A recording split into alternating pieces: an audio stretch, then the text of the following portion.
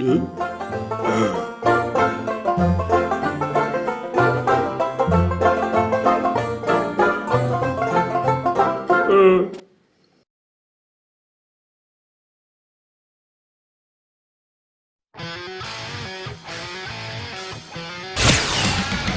Off is always on point. Bringing you the best on current issues, community affairs, and the happenings around us. This segment of Gloves Off is brought to you by the best, so pay them a visit. Check them out. This is Gloves Off.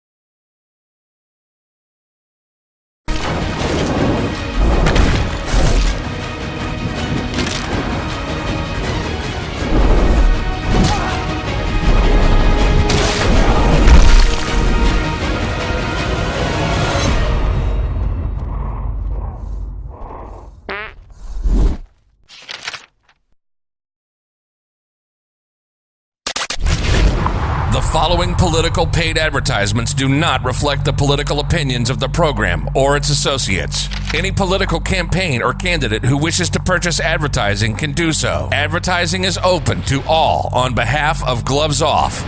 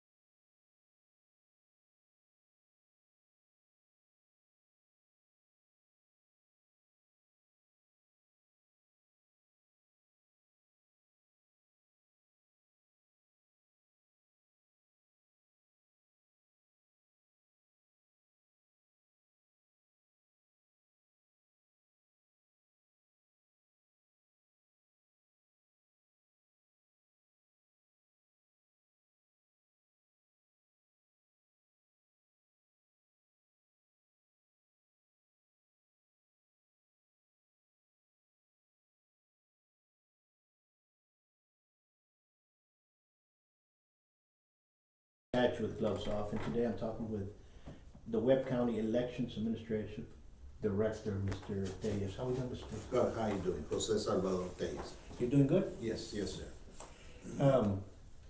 Main thing that I wanted to ask is, you've been at the Elections Administrative Office going now in 2 years, probably, right? Yes, as a matter of fact, come January 31st, it'll be my second anniversary. Awesome.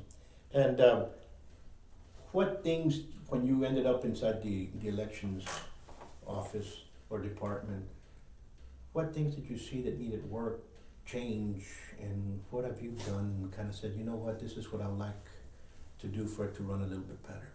Well, the important thing, when I took over the elections office, I came in by jumping out of the frying pan into the fire, so to speak, because the prior administrator resigned 2 weeks before the start of a primary. And although he had left everything in order, the office, in my opinion, has always, for the last few years prior to me coming in, had an image problem as far as transparency and credibility. And my objective was to try to rebuild the trust of the public in the office by being visible, by being transparent, keeping people informed of what was going on. And one of the things that the county judge at the time wanted to do, and I don't have a problem with his plan, was to put cameras in the ballot vault that we have at the office where all the ballots are kept after an election. Want to put in 2, 3 cameras? Go ahead, I don't have a problem. As a matter of fact, in my private office, I have cameras in my private office, so I'm used to working with cameras. And they're more for security, and if I want to review a video of how somebody treated a client, I have it there. And likewise, that was one of the things that we did. We're still pending the installation of a number of cameras, which have not been installed, but I'm looking forward to it. It lets the public see what we do. Absolutely. You know, and it's correct what you said, that the public has lost the image of the Webb County elections for a couple of years. There's always those rumors that go on during elections that, you know, they stole the votes, they sold the votes, they did whatever nefarious action happened. So a lot of people just say, I don't want to vote. How can we change that? Because I think that is a major problem, isn't it? Well, I think the problem is twofold. Okay. I think the public doesn't want to vote because they think that certain candidates have an inroad on getting elected, but that may be just a reflection of that candidate's organization. Okay. That's number one. Number two, this is the perception problem that I need to continue working on, and that is the elections office can do all we want about trying to get the vote out, but if candidates don't attract the voter, nobody's going to come out and vote. And that seems to be the misconception of the public. They think that we at the elections office can wave this magic wand and voters will come out and vote. Well, if they don't like Jose Salvador Tallez as a candidate, nobody's going to come out and vote for me. And most importantly, if they don't like the other candidate either, and they don't want to vote for either one of us, nobody's going to come out. You're absolutely correct. And that's part of the problem. The other dilemma, now I add a third one dimension there. I think a lot of people think that the elections office, the administrator, has certain authority under the election law to do a number of things. And Like which ones? well, I'll enumerate them in a minute, but the problem is I'm just there to administer an election. Absolutely. They think that I'm there, that if they want to accuse Mr. Buitrón of voting twice, that I have the authority to go out and investigate it. I don't have any investigative power. If somebody wants to complain about Mr. Buitrón voting twice, you go to the DA's office, you give them an affidavit, and you let them investigate. Another thing that they think that I have an authority over is that, well, one thing we did when I came in is I advised the staff that let's go and review, although it's not our responsibility, how many candidates that have run in the last, say, 10 years have not closed out their financial reports. They're not even candidates anymore. We had people there had run for public office 2002, 2004, and they had not filed their final report. Theoretically, the Attorney General could go out and sanction some of these people. We also had regular people who are holding office who had not complied with certain filing requirements, so we send out a letter to everybody saying, as of such and such a day, you're missing these reports, get them in. And a lot of people comply. They comply. You know, it's, you're correct about the, you know, you all are not the policing force that people want you all to be, which is true. But those rumors are continuous. In the last 20 years, it's always there.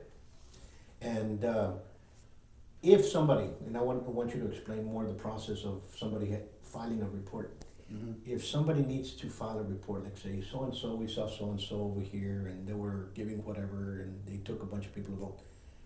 If they have evidence for that, or if they think they do, what is the procedure for somebody to complain, or to make a complaint? Well, they can complain to two sources. Number one, the local district attorney's office during the election process has an investigator assigned to handle any complaints. So all you need to do is call the district attorney's office. The other avenue of complaining is the attorney general's office. They have a voter fraud division. You call up, you make your complaint, and they'll take your information, they'll call you back, and then they're supposed to follow up on it. The dilemma that we face in Webb County is that the DA's office, as long as I can remember, probably hasn't prosecuted anybody for anything relating to elections in the last 30 years. If you get the Attorney General's office to handle the fraud cases, they have so many complaints and so few investigators that it may be 2-3 years before they get to your complaint. So recently we had the new Secretary of State here visiting our city, and we had a meeting, and I voiced an opinion that maybe they should amend the election code to give elections administrators some investigative power, give us an investigator where we can get stuff together, and then we present it either to the Attorney General or the District Attorney's Office. Sure. And what happened? What was the result of that? Well, it's early on. It only happened like less than 90 days ago, and they need to go back to the legislative session. She kind of smiled and she said, "Well, I think that we should have some investigative power." But whether that means she's going to look into it or they're going to follow up with it later on, I don't know at this point. But certainly, I will try to encourage people to be more proactive in making the election process more sanitized, if that's the proper word. Absolutely. Because and here's the other part of that you hear those rumors once somebody lost, so it feels more of a disgruntled candidate than it really something that occurred as per se. You understand what I'm saying? Yeah. Well, I think what you're relating to, in a sense, is that in 2008 or 6, I believe 2006, we had these electronic machines that were bought. Yeah. And there's no paper trail on those electronic machines. Now the federal government had passed legislation last year, within the last 18 months, that any election equipment that is used across the country has to have a paper component to verify the voter's intent. So back then, the machines did not have that were used at that time, and we still have them, by the way. We have to use them for people who are handicapped. That's primarily what we have them for. But in Webb County, the majority of the people don't want to vote on the electronic machine. They prefer paper ballots, and we still have to update the counting, the machines that do the counting of the ballots. And we're going to try, we've already made a selection on a machine that hopefully, if the funding goes through within the next 18 months, we should have new machines that you vote electronically. You get a ballot printed out before you cast your vote, so you as a voter can look at how you actually were voting, and then you press accept and you deposit the ballot in a depository in case there's a recount, for us to be able to take those ballots out and recount it to see if the machine was calibrated correctly or not. And that's what the federal government wants you to do. The other thing that people may be interested in knowing, The Russians didn't hack our system not in Webb County, nor in the state of Texas. None of the voting sites or central counting machines were hacked by anybody. Why? Because we're not online. Absolutely. We're self-standing. Okay, so no, if Trump won in Texas, he won. He won in Texas, Okay. and it's regardless of who wins, you know, it's just, and it goes back to what you said. People do not vote because they don't like the candidate. So the candidates really have to go out there and sell themselves to the public. Yeah. If people don't like you because you part your hair differently, that's the way it's gonna be. I mean, people are people, and you have to win the hearts of them somehow or another. And it's not gonna be by forceful rhetoric. Understand what I mean? Yeah. It's gonna be because of people. There has to be a reason for them to vote. Yeah. Well, like anything, people, the public has to relate to the candidate. Absolutely. They have to have something in common with Absolutely. the candidate.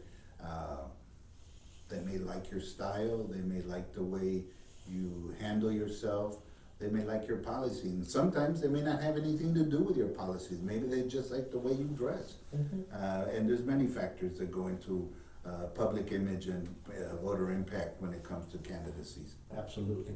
How do you see the new election? Because there's some talk out there that there's no longer going to be differences in parties, and everything's going to be just in one ballot. Explain that. Okay, starting January 1st, the voter in the state of Texas will not be able to vote for a straight ticket anymore. You're gonna have to vote individually for each candidate that you want in the general election. In the general, not the primary. Not the primaries. The primaries still, we are a primary state with a with a registered voters voting as Republican or Democrat you declare. And in there is no straight ballot there because you have to pick who you want to represent you in the primary. And hopefully this March, we anticipate that there's going to be about 8 Democratic candidates on the ballot right now. Okay. There's also going to be some propositions that the state Democratic Party wants on there to gauge what the public wants. And we're also going to have some Republican candidates on the ballot, but most of them are going to be unopposed for the most part in their primary. The election to watch will be the general. See how that goes. Absolutely. Absolutely. What else is coming down the state that you can say, you know what, this is something that we should look out for? Well, as far as locally, we don't anticipate any major changes. I think nationally we're working with the Secretary of State's office to ensure cybersecurity. There's a big emphasis on every elections office beefing up their security, making sure that your systems are not susceptible to being hacked. We're always getting emails. If I don't get 8 or 9 emails a week about be careful for phishing people and look at this, you know, then it's not a normal week. As far as because of that, we are going to have our system tested by AT&T. AT&T has a contract with the state Secretary of State's office, and based on that, they're going to test our systems here, and based on their assessment, there might be monies available to upgrade the internet and the other equipment that we have. That's one thing we're always trying to do, is be up to date with our modern technology, laptops and computers and stuff like that. Absolutely. Here's another question. A lot of people say, I'm not registered to vote. How can I register myself to vote? Can they go to your office? Yes, you can come to our office at 1110 Washington, first floor. We're on the first floor, easy access. We have parking in the back. You can come in and register. Remember that if you want to vote in an election, you have to at least register 30 days before the election. In March primary, it's March the 5th, I believe. You have to register by February the 3rd or 4th. That is the cutoff date. The general election, I don't remember what date it is exactly, but 30 days before. Also, one of the things that I want to encourage people about, and this is something that I hope the public will take the challenge in a sense. Excuse me. If you take the challenge, I'm asking you if you would like to volunteer to work an election. We do have slots where you can be a precinct judge, or you can be just a clerk at an election site, where you will see how we keep track of how people register to vote, how we log them in, we check them out, how we issue the ballots to the people, and what we do as far as when the ballot is cast, so you can learn what the process is about. It's a good, it's like being a Monday morning quarterback. Everybody can critique, Absolutely. the quarterback, but unless you've been in the pit with everybody else, you don't get the flavor of it. So I'm encouraging people to come out. You do get paid. Now we're going to be authorized to pay you $12 an hour, which isn't a bad little part-time job. If you work one day, that's 12 hours. It's a little beer money. That's good, because you're the first person that's ever offered that. Yeah. And this would cut down all the nonsense that's out there. Yeah. Well, let me just emphasize, we will provide the training also. We're not just going to throw you into the pit. We do have training. It doesn't take very long to train someone. And with today's younger persons that are being active in politicking, everybody's computer savvy. They all have a cell phone. They would help out. And it's an experience that I encourage people to do it once or twice. Get it out of your system. So if you throw a stone, you know why you're throwing it, not blindly. Absolutely. And I think that encourages a lot of people. I think that'll be great, because we've lost people in the outcome, and I think we need to get people back to vote. And everybody complains, like you just said, everybody complains that there's something going wrong, but nobody wants to do anything about it. Mhm. So I just say, you can't complain if you don't vote. Well, I have a bumper sticker that says, if you don't vote, don't whine. Exactly right. Exactly right. That's the same rationale. People out there complain about everything, complain about the taxes, complain about everything that's going on, but yet, have you voted? No, because it's always the same thing. No, you have to go into the change. Mm-hmm. Yeah. You have to go into the change. And we have one, at my age, 40 years ago, I probably didn't think I would be making this speech to anybody, but we have the most transparent voting system in the world, where everybody votes. Nobody knows how you voted because it's secret ballot. Sure. But we have the lowest turnout compared to other countries that are more totalitarian or different forms of government. Well, you're absolutely correct. There's a lot of countries that it's mandatory that you have to go vote. And people go out there and vote, and they'll vote harshly because, you just made me spend a day out here in a line for me to go vote. So now guess what? I'm going to go vote against you now. So you have that double edge. And here we have that freedom, and people do not take part in it. One thing I want to emphasize also, that if you're a U.S. citizen and you're going to vote on election day, your employer is supposed to give you time to vote. He's supposed to allow you to take time off to vote. He may not be obligated to pay you, but he's obligated to give you time off to vote. And it's normally about 2 hours that would be a reasonable period of time. That's good to know, because people don't know that out there. Mm-hmm. And other than that, anything else? No, I'm asking people come out and vote for your candidates. Your candidate may not get elected if you don't come out to vote. Don't assume that he's so far ahead that I don't need to come out. Come out and vote. And if you can, volunteer to work with us in the elections office. I might take you up on that. Yeah, we're welcome. Okay. And welcome everybody. I've helped out people on many different sides of the campaign. I said, you know what, I think they'll be fun to do. Yeah. And I think I'll take you up on that, because I think I'll like to have that experience behind me. Yeah. You find it interesting. And again, folks, let's go out there, register, let's go out and vote. And if you have any questions, please contact Mr. Tallez at the Webb County Elections Administrative Office. At 523-4050. And thank you, and wishing you a good Christmas. Thank you. Happy New Year. Folks out there, do the same. Peace.